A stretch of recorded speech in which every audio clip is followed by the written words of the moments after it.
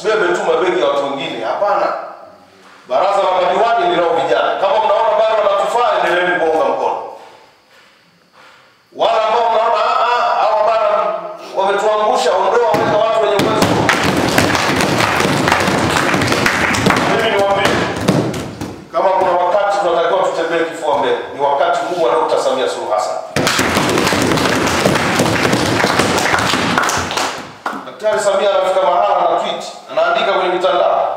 Hasemi vijana nendeni mshiriki uchaguzi, ushiriki una namna nyingi. Sisi tunataka vijana wajipange kwa ajili ya kugombea.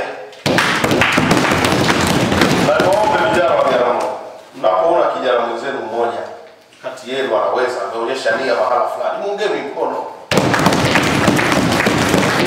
Kama tuko wote kwa wakati mmoja, anayeonyesha njia muunge mkono, simkatishe tamaa. Simwambie maneno ya kuvunja moyo. Wapeni ushirikiano. Wapeni nguvu. Ili wakienda wakashinda watusaidie. Tuje tukae hapa kikao kimoja 2026, Mheshimiwa Mwenyekiti unasimama hapa unasema tunajivunia kama tunamtoa mfano Majaliwa. Mwenyekiti hapa. Mwenyekiti wa kitongoji kwa awamu ya pili. Usimame useme, mwenyekiti tunaelewane huyu, hawa ni waheshimiwa madiwani na ni watu wa baraza.